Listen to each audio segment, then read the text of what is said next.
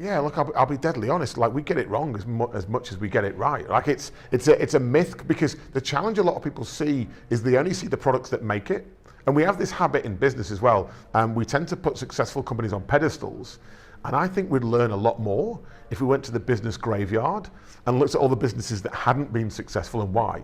Because they may have had great ideas but poor execution, or great execution but poor ideas. And I think we learn as much from them. And for us, we embrace, we don't want to celebrate failure and make it a norm. We want to celebrate experimentation and learning. So we encourage our teams, go and try it. If it works, do more. If it doesn't, do less.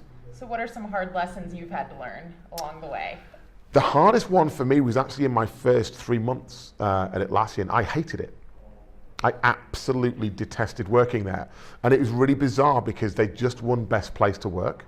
I got the job there. I was really excited about working there. All my friends were excited about working there, and I hated it. And the reason I hated it was I had 13 years work experience at that stage in very different, very corporate, bureaucratic, hierarchical organizations. And when I joined Atlassian, even though it was a cool place to work, the lack of structure really confused me. And I fought against it. And thankfully, within the first 90 days, my boss at the time sat me down and he said, we've hired you for what you can do, not for what you've done. And I want you to take all the lessons you've learned in the last 13 years, keep the lesson and forget all the habits, because they won't work here.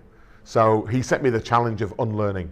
Go and purposely find the things that won't pay a dividend when you deploy them here, unlearn them, delete them from your memory, and then use your free time to go and try new things. And I've done that ever since. I still do that today, because the environment I'm in, no 2 days are the same. So the minute I become static, I'm a failure. So I have to constantly experiment, constantly try, constantly evolve. And you're known for creating a very cool employee culture at Atlassian. So maybe talk a little bit about the culture that you've created there, and then what other businesses could learn from that, or how that could benefit them. So one of the things, and whether we did this on purpose or by accident, I'm not entirely sure, but I tell you what, it pays a huge dividend, are our values. And the subtlety with values is, our 5 values, things like be the change you seek, build with heart and balance, don't F the customer, open company, no bullshit, play as a team, they're real, right? They're not just posters, we live and breathe them every single day.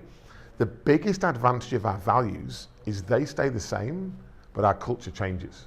In fact, when people ask me about the culture, I struggle to answer because we haven't got one.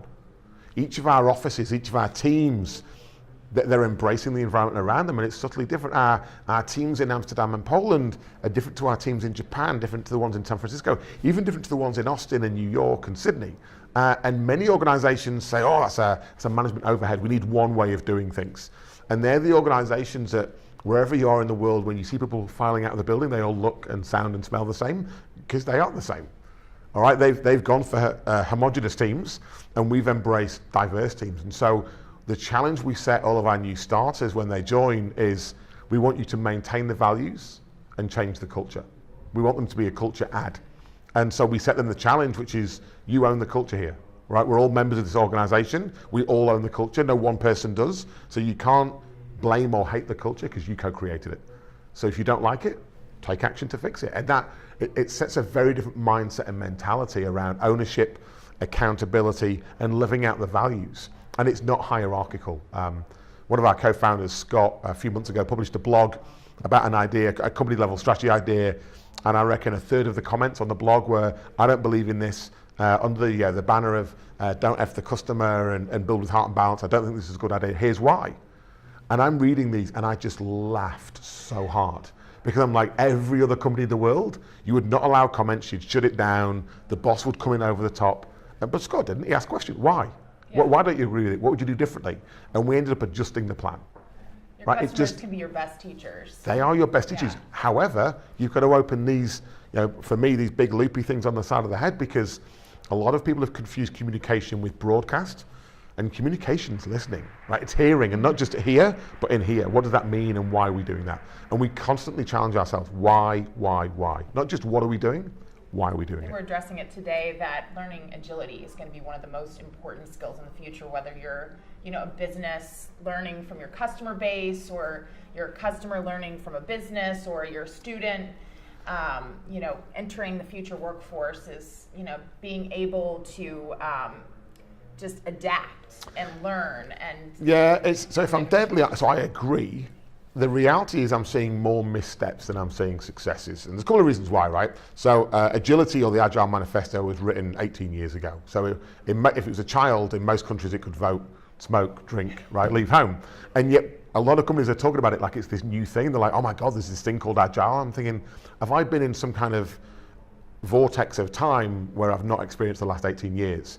And so the challenge with that is when people reinvent Agility and Agile, they're doing it with a corporate lens and they're missing the spirit and philosophy of it. Mm-hmm. I've seen more of the Agile compliance regime in the last 3 years than I've seen of the Agile spirit and philosophy. And that worries me because you can put the word Agile in front of anything. Sure. And the funniest one I'm seeing in the world right now is Agile transformation.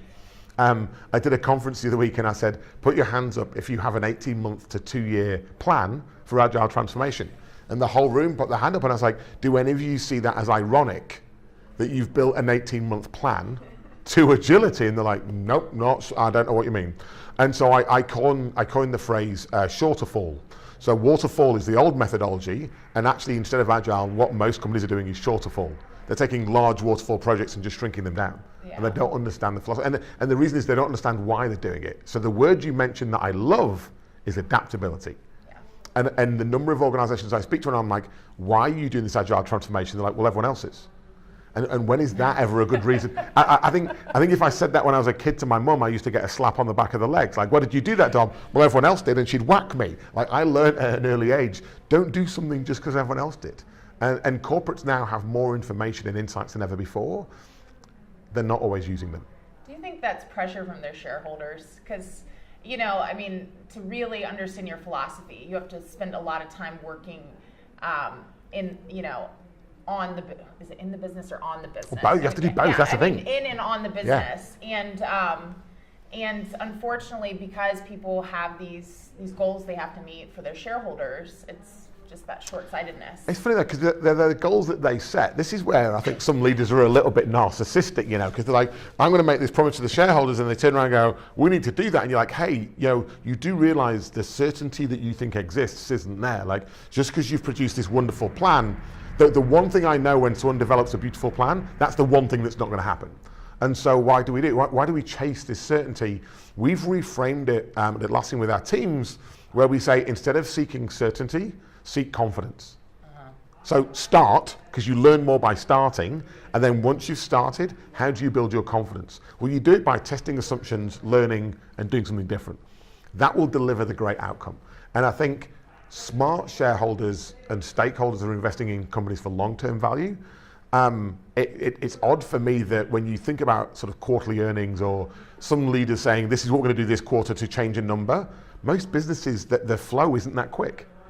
When I think, someone asked me a few months ago about the Atlassian share price, and I said it's pointless me watching it on a daily basis, because that share price is a manifestation of the things we did 18 months, 12 months, 9 months ago, right? That's kind of come through the system and delivered value. So if I get upset by the share price or excited by the share price today, I can't change that today. So how do you have faith in your long-term goal, your long-term mission, your purpose, your North Star? If you believe in that, everything else becomes a lot easier. If you chase those short-term profits, it doesn't, and it's profound and not at the same time. One of the things we do is foundation leave for all of our staff. Every member of staff gets 5 days leave to do charitable work every single day.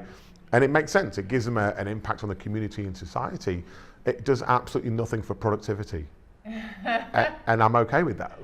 If all I measure is how busy you are every week, I might as well just hire a robot. Yeah. And so instead of saying, am I busy, when it gets to the end of the week, I love to chat with my team and say, were you effective this week?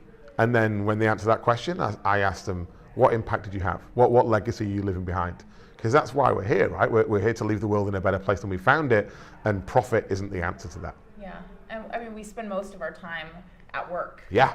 So we need to be happy doing the things. Well, not just at work, but these pretty little things mean you can work 24/7 anywhere in the world right now. Yeah. There's no boundaries anymore. You need that discipline, and impact is a way of measuring discipline, of saying, How can I do the right things at the right time to have the most impact? And that for me is not 24 hours a day, 7 days a week. It's focusing on high priority things that have an impact. Sure. Is there anything else you'd like to add? We didn't really talk about scaling, if you want to say something about that. The kind of biggest pet peeve for me right now is the number of leaders or businesses that are going after knowledge acquisition. And I believe that the illness that businesses are suffering right now is knowledge obesity. And my ask and sort of desire and hope is that we've got all these amazing leaders in the world, and all I want them to do is do. I want them to just pick one thing and do it. And for us, at Atlassian, we've prided ourselves almost accidentally on being a do-ocracy. Yeah. Like, we don't overly debate. We discuss and we collaborate, but we don't overly debate. We go and do, and then we listen and we learn. And it's not only faster, it's way more humble, because it involves you listening to the response and not just delivering what you think is a good idea. So if there was one thing that I would advise the younger version of me, or advise the leaders around the world that I get to speak to, don't get paralyzed by the data and the information. Just pick something and do it and listen and learn.